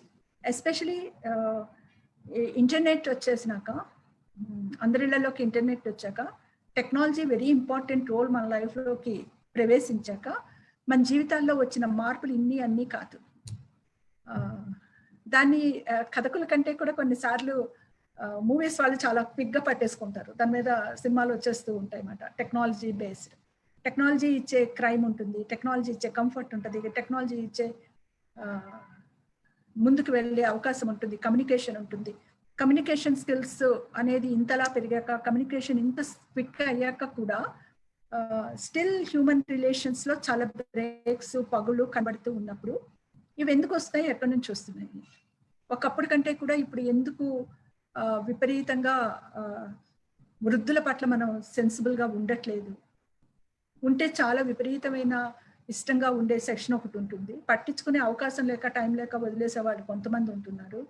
ఆ సొసైటీలో ఆ ఈక్విలిబ్రియం దెబ్బతిన్నప్పుడు ఒక రైటర్గా మనం దాన్ని ఎట్లా చూస్తాం అంటే, ఇదంతా అంతకుముందు ఉన్న జీవితం అంతా చాలా గొప్పది, ఆ రిలేషన్షిప్స్ అన్ని చాలా గొప్పవి, ఇప్పుడంతా ఏమీ బాలేవు అనే బ్లాక్ అండ్ వైట్ కామెంట్స్ చేయటం వల్ల ఏమి లాభం లేదు. అంటే అది నిజం కూడా కాదు. ఎప్పటికప్పుడు సొసైటీ మారుతూ ఉంటుంది, మనము మారుతూ ఉంటాం. దాన్ని ఎట్లాగా మోర్ అండ్ మోర్ మానవీయంగా మనం తయారు చేసుకుంటాము, మోర్ అండ్ మోర్ మానవీయంగా మన ఇంట బయట రిలేషన్షిప్స్ని మనం కంటిన్యూ చేస్తాము, మన పిల్లలకి ఏమందిస్తాము, దట్ ఈస్ వెరీ ఇంపార్టెంట్. అట్లాంటి ఒక చూపుని, అట్లాంటి ఒక లోతైన చూపుని, ఒక ఆలోచించే విషయాన్ని రైటర్ తన కథల నుంచి ఇచ్చినప్పుడు ఇట్లాంటి సందిగ్ధాల్లో కొట్టుకుంటున్న వాళ్ళు కానీ, లేకపోతే అందులో కొట్టుమిట్టాడుతూ అందులో ఆ ప్రవాహంలో దొర్లుకుంటా సుడిగుండంలో వెళ్ళిపోతున్న వాళ్ళు కానీ, ఎవరైనా ఈ కథని చదివినప్పుడు లేదా ఆ నవల్ని చదివినప్పుడు, ఆ పోయం చదివినప్పుడు ఒక్కసారి ఆగి ఆలోచిస్తారు. అట్లాంటి కథలు రాయటం అనేది చాలా ఇంపార్టెంట్. అయితే మళ్ళీ కథ రాసినప్పుడు పేపర్లోనూ టీవీలోనూ చూడగానే తీసుకొచ్చి దాన్ని అక్కడ ఒక న్యూస్ పేపర్ రిపోర్ట్లా రాస్తే ఆ కథ నిలబడదు. That is not at all A story. Story చెప్పడానికి కూడా మనకి ఈస్థెటిక్స్ చాలా అవసరం. ఎంత అవసరము అంటే, ఒకటి రీడబిలిటీ ఉండాలి, చెప్పే విషయాన్ని చాలా ఆ విషయానికి సంబంధించిన విషయాలని చుట్టూ ఆ అట్మాస్ఫియర్ని పెట్టుకుంటూ రావాలి, అన్నేచురల్గా ఉండకూడదు. అదెంత చెప్పాలి అంటే అంతో ఇంతో రైటర్ స్వభావం కూడా కొన్నిసార్లు ఆ ఫామ్ని అందుకోవటానికి రైటర్ స్వభావం కూడా అందులోకి వెళ్తుంది. మ్యాజిక్ రియలిజం బాగా చదువుకున్నప్పటికీ, నేను రాయగలిగినప్పటికీ నేను ఆ ఫామ్లోకి వెళ్ళలా. ఆ వెళ్ళకపోవటానికి ఒక ప్రధానమైన కారణం ఏంటంటే, నా స్వభావంలోనే ఉండే ఇంకొక పెద్ద ఇష్టం భావుకత్వం. సో నేను ఏం చెప్పినా, ఎట్లా చెప్పినా, ఆ సబ్జెక్ట్ ఏదైనా సరే దాన్ని నేను ప్రకృతితో ముడిపెట్టే చెప్తా. దాన్ని నేను బ్రేక్ చేసుకోవాలని ఎప్పుడూ అనుకోలేదు. దాన్ని నా రీడర్స్ కూడా దాన్ని యాక్సెప్ట్ చేశారు, తీసుకున్నారు, ఇష్టపడ్డారు. అప్పుడప్పుడు ఎవరైనా చెప్తూ ఉంటారు, ఇంత సీరియస్ సబ్జెక్ట్ని మళ్ళీ నువ్వు ప్రకృతి దగ్గరికి ఎందుకు తెచ్చిపెట్టినావు, ఇక్కడ ఈ పువ్వులు, ఈ సెలయేళ్ళు ఇవి లేకపోతే ఏంటి, జలపాతాలు లేకపోతే ఏంటి, మంచు లేకపోతే ఏంటని చెప్తారు. బట్ యాజ్ అ రైటర్ నా క్యారెక్టరే కొన్నిసార్లు ఆ అమ్మాయిలకు కూడా ఇవన్నీ నా ఇష్టాలు అమ్మాయిలకు పెట్టాను, అమ్మాయిలకు ఆ ఇష్టాలు ఉంటాయో ఏమో తెలియదు, కానీ వాళ్ళందరూ కూడా చాలా ప్రేమిస్తూ ఉంటారు ఆ ప్రకృతిని. అది మిక్స్ అయిపోయి ఉంటుంది ఆ స్వభావం అనేది. అలాగే ట్రావెల్ చాలా ఇష్టం అవటం వల్ల చాలా ట్రావెల్ చేస్తా. అక్కడికి వెళ్ళిన ప్రతి ప్లేస్ ని చాలా మంది ట్రావెలాగ్స్ రాస్తూ ఉంటారు. నేను కథలోకి తెచ్చుకుంటా. సో ఒక ఇష్యూని చెప్పాలి అనుకున్నప్పుడు అక్కడికి వెళ్ళిపోతా. అలానే శాంతినికేతన్ని చూసినప్పుడు, కలకత్తాని బెంగాల్ని చాలా ప్రేమించినప్పుడు అదంతా పట్టుకొచ్చి అనేక పూలవనాలు, ఒకే ఒక్క సీతాకోక చిలుక అని కథ రాసా. ఆ కథలో కూడా అది ఒక పెద్ద ప్రేమ కథ, కమిట్మెంట్ భయం ఉన్న పిల్లవాడి కథ, ఆ అమ్మాయి చాలా ఇష్టపడిన కథ. తర్వాత సప్తవర్ణ ప్రేమ ట్రెక్కింగ్ వెళ్ళినప్పుడు ఉన్న అనుభవాలతో దాన్ని రాసాం. సో ఎలాగ మనం అట్మాస్ఫియర్ ని కథలోకి తెచ్చుకుంటాం, మొనాటిని లేకుండా ఎలా తీసుకొస్తాం రీడర్కి. ఎప్పుడు అదే ఇల్లు, అదే రోడ్డు, అదే హోటలు కాకుండా డిఫరెంట్ ప్లేసెస్లో ఏ కథ ఎక్కడికి అతుకుద్ది, ఎక్కడికి పసుకుద్దో చూసి రాయటం అనేది కూడా ఒకటి నేను చేస్తూ ఉన్నాను. ఆ తర్వాత వచ్చిన కథా సంకలనం వాన చెప్పిన రహస్యం. ఇందాక నేను మంచుపూల వానలో మనం సొసైటీలో ఎమోషనల్ వైలెన్స్ ఫేస్ చేస్తామని చెప్పినా కదా. వాన చెప్పిన రహస్యం దగ్గరికి వచ్చేటప్పటికి సొసైటీలో ప్రేమ అనేది ఇట్స్ బికమ్, అంటే అది ఎట్లా అయిపోయినది అంటే, ప్రేమిస్తే తిరస్కరించడం అన్ని తీసుకోలేని ఒక మగపిల్లల జనరేషన్ స్టార్ట్ అయింది. అది పియర్ గ్రూప్ ప్రెషర్ కావచ్చు, లేకపోతే అప్పటి వరకు వాళ్ళు ప్యాట్రియార్కీ నుంచి కావచ్చు, ఏమైనా కావచ్చు, కానీ నో చెప్తే ఆడపిల్లలు రకరకాలుగా వాళ్ళ మీద యాసిడ్ అటాక్స్ చేశారు, వాళ్ళని చంపేశారు. అంటే వైలెన్స్ ఎంత భయంకరంగా ఆడపిల్లల మీద పెరిగిపోయిందంటే చాలా భయపడే పరిస్థితుల్లోకి ఆడపిల్లల జీవితాలని నెట్టేశారు. ఒకప్పుడు ఎవరైనా, ఎప్పుడూ ప్రేమలు ఉంటాయి సొసైటీలో, ఎప్పుడూ అందరూ ఎవరో ఒకరిని ఇష్టపడతారు, చెప్తారు. It's a very cute emotion that one. దాన్ని అట్లా తీసుకోకుండా ఒక హింసలాగా మారిపోయినప్పుడు సొసైటీలో దాన్ని ఎట్లాగా మగపిల్లలకి మనం చెప్పాలి అంటే, నేను ఫెమినిజం అనేది ఓన్లీ ఆడవాళ్ళకి చెప్పాలి, ఆడవాళ్ళకి మాత్రమే ఇవన్నీ చెప్పాలి అని కాదు. జెండర్ సెన్సిటివ్ అనేది బాయ్స్ కి చాలా ఎక్కువ చెప్పాలి అని నాకు ఎప్పుడు అనిపిస్తూ ఉంటుంది. ఆడపిల్లలు చాలా నేర్చుకున్నారు, వాళ్ళని అసర్టైన్ చేసుకొని నిలబడి మాట్లాడగలుగుతున్నారు, పని చేయగలుగుతున్నారు, బ్యాలెన్స్ చేయగలుగుతున్నారు. They are achieving so many fields లోకి వెళ్ళినారు. బట్ సడన్ గా వాళ్ళకి పబ్లిక్ ప్లేసెస్ లో పెరిగిన హింస చాలా ఎక్కువ అయిపోయినది. ఒకప్పుడు మనం అత్యాచార కేసెస్ చూస్తూ ఉంటే బన్వారీ దేవి నుంచి ఇట్లా ఒక్కొక్క కేసు, అంటే ప్రతి లాలో వచ్చిన ప్రతి చేంజ్ కూడా ఊరికే రాలేదు. అవి ఎవరో ఒక స్త్రీ పడిన హింస నుంచి వచ్చిన అమెండ్మెంట్సే ఆ లా నిండా మనకు కనబడుతుంటాయి. ఒక్కొక్క అత్యాచారం జరుగుతున్నప్పుడు కొత్త ఆర్గ్యుమెంట్స్ వస్తూ ఉంటాయి, కొత్త విషయాలు చెప్తూ ఉంటారు. మనం అసలు ఆశ్చర్యపోతాం, ఇట్లాంటి హింస కూడా ఉంటుందా, ఇట్లాంటి థాట్ ప్రాసెస్ ఉంటుందా, ఇలా కూడా ఆలోచించగలుగుతారా అని ఆశ్చర్యపోతూ ఉంటాం. అంటే చాలా వేదనాభరితంగా ఉంటుంది. అసలు చాలా డిస్టర్బ్డ్ సిచ్యుయేషన్స్ అవన్నీ కూడా. అక్కడి నుంచి చూస్తే మొన్న నిర్భయ గారి కేసు ఇన్సిడెంట్ చూసినప్పుడు అసలు అది ఎప్పుడు అట్లాంటి ఒక సిచ్యుయేషన్ పబ్లిక్ ప్లేస్ లో అంత భయంకరమైన సిచ్యుయేషన్ చూసినప్పుడు తర్వాత అసలు అమ్మాయి జీవితం ఎట్లా ఉంటుంది, అందులోంచి ఒకవేళ అమ్మాయి బయటపడితే, అంటే అప్పటికి ఇప్పటికీ ఒక పెద్ద తేడా, స్త్రీలలో ఉన్న పెద్ద పబ్లిక్ హింస ఎట్లా పెరిగిపోయినది అంటే, అంతకుముందు ఏదో బెదిరించడమో లేకపోతే రెండు మాట్లాడటమో, కోపట్టడమో, అలగటమో, తిట్టడమో, చేయటమో పోయి పట్టుకుంటే ఒక కత్తి పట్టుకుంటాడు, లేకపోతే యాసిడ్ బాటిల్ పట్టుకుంటాడు, లేకపోతే అసలు అమ్మాయిని చంపేస్తారు. ఇంత హింస ఆడపిల్లలు ఫేస్ చేయాలి అంటే మగపిల్లల ఆలోచనలో చాలా మార్పు రావాల్సిన అవసరం ఉంది. ఆ మార్పు రావాలి అంటే ఎక్కడి నుంచి వస్తుంది?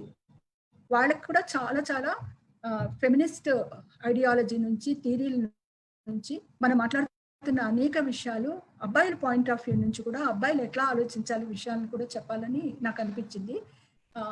అక్కడి నుంచే చాలా కథలు కూడా రాసా. అది అబ్బాయిలకి చెప్పాలి, మగవాళ్ళకి చెప్పాలి, రకరకాల పొజిషన్ లో ఉన్న పవర్ ఆపరేట్ చేసే పెద్దవాళ్ళకి చెప్పాలి. ఇట్లాంటివి చెప్తున్నప్పుడే నేను రాసిన కథ అజయ కథ. నిర్భయ ఇన్సిడెంట్ అయిపోయినాక నాకు చాలా కల్లోలంగా ఉంది. ఏంటి అసలు ఇట్లా కానీ. అయితే నాకు ఏదైనా కథ రాయాలి అంటే నాకు ఆ చుట్టూ ఉన్న వాతావరణం తెలియాలి, మనుషులు తెలియాలి, పరిస్థితులు అర్థం కావాలి, ఆ పాలిటిక్స్ అర్థం కావాలి, లేకపోతే కథ రాయలేను. తొలుస్తూ ఉన్నా లోపలికి. సో ఢిల్లీ వెళ్ళి నా ఫ్రెండ్ ఒక అమ్మాయి అక్కడ జర్నలిస్ట్ ఉంటే అమ్మాయిని తీసుకొని ఆ ప్లేసెస్ అన్ని చూసి వచ్చి మళ్ళీ డిస్టర్బ్ అయ్యి ఆ తర్వాత రాసిన కథే అజయ్ కథ. అంటే ఆ టైంలో హైదరాబాద్లో కూడా చాలా మూమెంట్ జరిగింది, జస్టిస్ ఫర్ నిర్భయ అన్నది. అట్లాగా ఇమోషనల్ వైలెన్స్ ఒక పక్క ఉంటూనే పబ్లిక్ వైలెన్స్ విపరీతంగా పెరిగిపోయిన కథలన్నీ కూడా ఎట్లాంటి పబ్లిక్ వైలెన్స్, పబ్లిక్ ప్లేసెస్లో ఉమెన్ జరుగుతాం. ఉమెన్ 24 hours జాబ్ చేయొచ్చు అంటున్నాము. కొన్ని ఫీల్డ్స్లో ఉన్న అమ్మాయిలకి మాత్రమే మనం ప్రొటెక్ట్గా వాళ్ళు వెళ్ళి ఉద్యోగం నుంచి రావడానికి క్యాబ్స్ అరేంజ్ చేయటమో మరొకటో అవుతుంది. బట్ అమ్మాయిలు సిటీస్లో కానీ చాలా చోట్ల కానీ రాత్రి 12 వరకు కూడా పనిచేసిన సందర్భాలున్నాయి. బికాస్ వాళ్ళు మల్టీప్లెక్స్లో పనిచేస్తున్నారు, హాస్పిటల్స్లో పనిచేస్తున్నారు, పెట్రోల్ బంక్స్ దగ్గర పనిచేస్తున్నారు, చాలా చోట్ల సూపర్ మార్కెట్స్లో ఇట్లా చాలా చోట్ల వాళ్ళు పనిచేస్తున్నప్పుడు వాళ్ళకి ఎట్లా ఇంటికి వెళ్ళాలి, వాళ్ళు పబ్లిక్ ట్రాన్స్పోర్ట్ అనేది ఎట్లా ఉండాలి, వాళ్ళకి వాళ్ళ ఇళ్ళకి చేరుకోవాలంటే వాళ్ళకి ఆ ప్రొటెక్షన్ ఉంటుందా? తర్వాత అమ్మాయిలు ఎప్పుడూ కూడా ఒప్పుకున్న కారణాల వల్లే ఒక టైం తర్వాత బయట కనబడాలి. అంటే ఇంట్లో వాళ్ళకి బాగాలేదు, అందుకు మెడిసిన్ తేటానికి పోయేస్తున్నాను ఇట్లాగా, అంటే సో స్టీరియో టైప్డ్గా ఉంటారు. అట్లా కాదు, అమ్మాయిలు ఉద్యోగాలు చేస్తారు, వెళ్లాల్సి ఉంటుంది. అమ్మాయిలు ఎవరో బర్త్డే పార్టీ అవుతుంది, ఎక్కడికైనా వెళ్ళొస్తారు. మీరు వెళ్ళారు కాబట్టి జరుగుతుంది అంటాం కాదు. ఎవరు ఎప్పుడు, ఆడవాళ్ళైనా మగవాళ్ళైనా, ఎవరు ఎప్పుడు బయటకు వెళ్ళినా సరే వాళ్ళ భద్రత అనేది డెఫినెట్గా దానికి సంబంధించిన వాళ్ళ మీద ఆధారపడి ఉంటుంది, ఉండాలి. ఈ విషయాల మీద రాసిన కథలన్నీ వాన చెప్పిన రహస్యంలో ఉన్నాయి. తర్వాత కథా సంకలనం ద లాస్ ఆఫ్ ఇన్నోసెన్స్.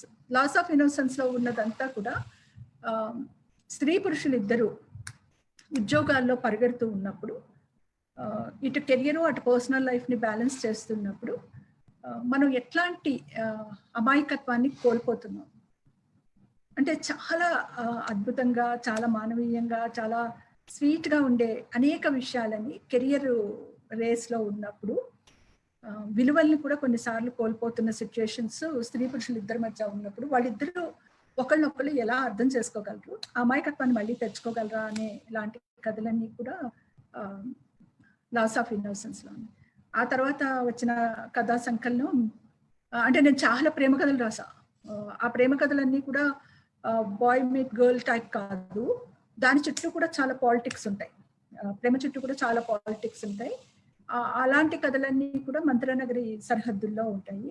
ఆ ఇమోషన్స్ ఎట్లా ఉంటాయి, వాటిని మనం ఎలా అర్థం చేసుకోవాలి, ఎలా మళ్ళీ ఒకవేళ ధ్వంసం అయితే ఎలా మనల్ని మనం నిలబెట్టుకోగలగాలి, ఎప్పటికప్పుడు పడినా లేవాలి, సురుగుణంలో చిక్కుకున్నా ఎలాగో బయటకు వచ్చి మనం ముందుకు వెళ్ళాలి.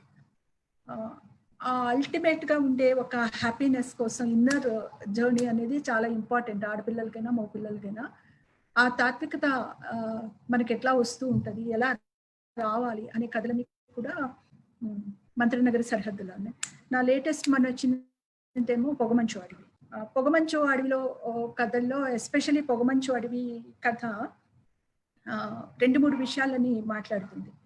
అడాప్షన్ గురించి మాట్లాడుతుంది. అంటే అడాప్షన్ చాలా ఎక్కువైంది సొసైటీలో. That is very good. ఎందుకంటే నా పిల్లలే నాకు ఉండాలి, నా సొంతం ఉండాలి, నా ఓన్ బ్లడ్ ఉండాలి, అదంతా కాకుండా చాలా మంది విశాలంగా అయ్యి అడాప్షన్కి వెళ్తూ ఉన్నప్పుడు పిల్లల అస్తిత్వం గురించి కానీ వాళ్ళు ఎట్లాగా దాన్ని చూస్తారు, దానికి సొసైటీకి ఉన్న సంబంధం ఏంటి, దీంట్లో రావాల్సిన చేంజెస్ ఏంటి, సొసైటీ పరంగా రావాల్సిన చేంజెస్ ఏంటి అస్తిత్వాలకు సంబంధించి, ఇలాంటి వాటికి సంబంధించిన అనేక కథలు పొగమంచు అడవిలో ఉన్నాయి.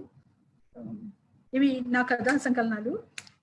ఇది కాకుండా మనం మీటూ వచ్చినప్పుడు కూడా ఒక కథ రాశాను నేను మీటూ మీద. మీటూ అనేది చాలా రకాలుగా చాలా పరిస్థితుల్లో ఎట్లా ఉంటుంది, ఆడపిల్లలు ఆ విషయాల్ని చెప్పుకున్నప్పుడు తిరిగి వాళ్ళ మీదే ఎట్లా రాళ్ళు పడుతూ ఉంటాయి, ఓన్లీ మనం వర్క్ చేసే ప్లేస్లోనే ఉంటుందా, వేరే చోట కూడా మన మీద ఆ హింస ఉంటుందా, ఉన్నప్పుడు మనం ఎట్లా మాట్లాడాలి అన్నది ఆ కథ. తర్వాత లాక్డౌన్ అప్పుడు 2 కథలు రాశాను. లాక్డౌన్లో వలస కార్మికులు నడవటం, ఆ నడిచిన సందర్భంలో ఒకళ్ళు ఒక చోట ఇరుక్కుపోయినప్పుడు, మొత్తం అంతా మూసుకుపోయినప్పుడు అది ఎంత వేదనగా ఉంటుంది. ఎట్లాంటి సిచ్యువేషన్స్ మనం ఇంతకుముందు చూడనివి చూసాము అందులో రాసా. ఇకపోతే నా నవలకు వస్తే సారీ, అహల్య కథేమో లివ్ ఇన్ రిలేషన్స్ మీద రాసిన నవల.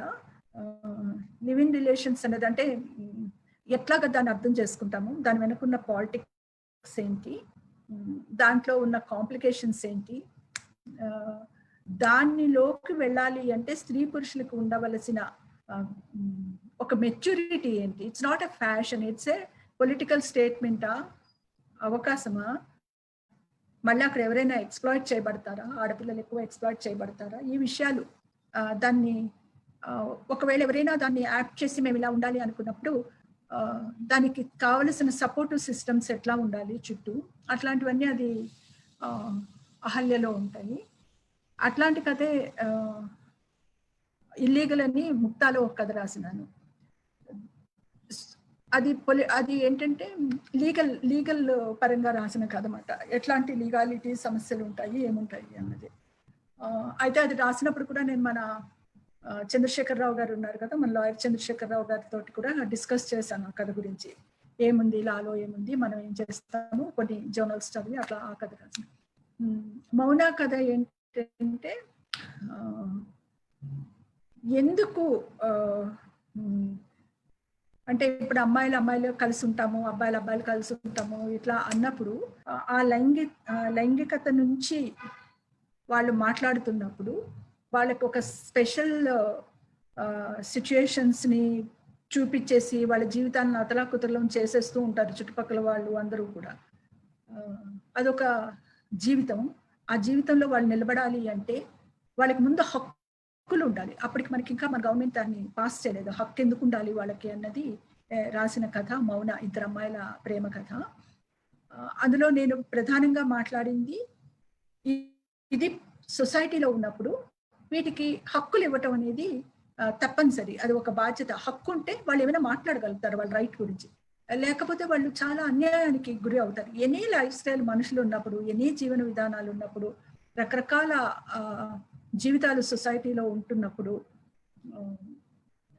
సింగిల్ మదర్గా ఉన్న వాళ్ళు ఉండొచ్చు, రకరకాలుగా ఉంటారు మనుషులు. అందరికీ కూడా సమానమైన ఈక్వల్ హక్కులు ఉండాలి. వాళ్ళ జీవితాన్ని వాళ్ళు ముందుకు సాగటానికి వాళ్ళకి అన్ని రకాలుగా ఉండాలి అన్నది మౌనా కథలో ఉంటుంది. నేను రాసిన ఇంకో నవల ముక్త కాదు, మహి నవల. అది 3 జనరేషన్ల స్టోరీ. అందులో ఉన్న వాళ్ళ బామ్మగారు ఎట్లా ఈ సొసైటీలోనే వస్తున్న కన్స్యూమరిజంకి అట్రాక్ట్ అవుతారు. వాళ్ళ మనవరాలతో కలిసి తను బ్యూటీ పార్లర్కి వెళ్ళాలనుకుంటుంది, జిమ్కి వెళ్ళాలనుకుంటుంది. తన లైఫ్ స్టైల్ అంతా మారిపోతుంటుంది ఆవిడది. అంతకుముందు మనం ఎప్పుడూ అట్లాంటి లైఫ్ స్టైల్ని చూడమాట. ఇది మొదట సీరియల్గా వచ్చింది నవ్యాలో, ఆ తర్వాత తెలుగునాడిలో కూడా వచ్చింది. తర్వాత దాన్ని ఇది వేసినాము. అందులో ప్రధానంగా ఉన్న క్యారెక్టరు మహి క్యారెక్టరు ఎట్లాగా హక్కులు సంఘాలతో పనిచేస్తూ ఉంటుంది. తను ఇందులోనే మెంబర్ ఉండదు, బట్ ఇష్యూ బేస్డ్గా ఆ అమ్మాయి ఎప్పుడు సపోర్టివ్గా ఉండి ఆ రకాల అటువంటి ఉద్యమాల్లోకి వెళ్ళటం కానీ, ప్రొటెస్ట్లోకి వెళ్ళటం కానీ, మిగిలిన మంచి సమాజంలో మంచి జరగాలి అనుకున్న అనేక మీటింగ్స్కి వెళ్తూ అమ్మాయి లెక్చరర్గా పనిచేస్తూ ఉంటుంది. తన స్టూడెంట్స్ని కూడా ఆ రకంగా సొసైటీ గురించి, మంచి సొసైటీ గురించి ఆలోచించాలన్నట్టుగా ఆమె ఇచ్చేస్తూ ఉంటుంది. సో ఇంకా కవిత్వంలో నేను ఎక్కువ పాలిటిక్స్ రాయను. అది ప్యూర్గా భావుకత్వం మీదే ఉంటుంది, ప్రకృతి మీదే ఉంటుంది, ఆ ఇన్నర్ ఫీలింగ్స్ తోటే ఉంటుంది. ఆల్మోస్ట్ కొన్నిసార్లు it's like A personal poetry లానే ఉంటుంది మోస్ట్లీ. ఇట్స్ నాట్ అంటే personal is political, political is personal అన్నది ఇచ్చేసేసిన. నన్ను చాలా మంది అడుగుతూ ఉంటారు, ఫెమినిస్ట్ కథలు ఎక్కువ రాసిన మీరు ఈ పోయిట్రీ ఇదంతా ఉంటుంది కదా, మీరు ఫెమినిస్ట్ కాదేమో అండి అని ఒక డౌట్ ఎక్స్ప్రెస్ చేస్తూ ఉంటారు. చాలా మందికి ఉన్న ఒక దురభిప్రాయము, ప్రీ కన్సీవ్డ్ ఏముంటుంది అంటే ఈ సోయిన్సో వాళ్ళు అయితే ఇట్లానే ఉంటారు, వీళ్ళు ఇలానే ఉంటారు, రాళ్ళలా ఉంటారు, బండరాళ్ళలా ఉంటారు, ఏమిటంటో ఉంటుంది వాళ్ళ మనసులు, అలా ఉండు. మేము ఇంకా ఎక్కువ ప్రేమిస్తాం ప్రపంచాన్ని, మనుషుల్ని ఎక్కువ ప్రేమిస్తాం. చాలా బాగుండాలి ఈ సొసైటీ అని కోరుకుంటాము. వైరుధ్యాలు ఉంటాయి. అయితే ఇవి గడిచాక, ఇప్పుడు ఇన్ని రాసినాక, ఈరోజు చాలా మంది అమ్మాయిలు అబ్బాయిలు కావలసిన లైఫ్ని బై చాయిస్ ఎంచుకుంటున్న ఈ నేపథ్యంలో నిలబడినప్పుడు, అంతకుముందు మేము రాసిన అనేక కథల్లోంచి చూస్తే ఒకళ్ళొకళ్ళు అర్థం చేసుకొని జీవితాన్ని సాగిస్తున్న ఆడపిల్లలు మగపిల్లలు కూడా చాలా మంది కనిపిస్తున్నారు. అది భలే హ్యాపీగా అనిపించే విషయం కూడా. ఇక ముందు మరి సొసైటీలో వచ్చే చేంజెస్ని పట్టుకోవటానికి, అంటే గత కొన్నాళ్ళుగా అసలు ఒక ఫెమినిజమే కాకుండా వర్గం అనే దాన్ని కూడా నేను బలంగా ముందుకు తీసుకొని రాయటానికి ఒక ఆసక్తి అయితే వచ్చింది. ఆ పాలిటిక్స్ని అంటే ఎప్పుడో చదువుకున్నా ఇచ్చేస్తున్న రైటింగ్లోకి ఎక్కువగా తీసుకురాలేదు. బట్ ఇప్పుడు ఎట్లా మనం కోరుకుంటున్న ఆ ఈక్వల్ రిలేషన్షిప్ అనే సొసైటీని తేవటానికి యాజ్ అ రైటర్ ముందు ముందు మేబీ మరింత అధ్యయనం చేసి రాస్తాను అనుకుంటా. నాకు ఈ అవకాశం ఇచ్చిన మీ అందరికీ నా కృతజ్ఞతలు.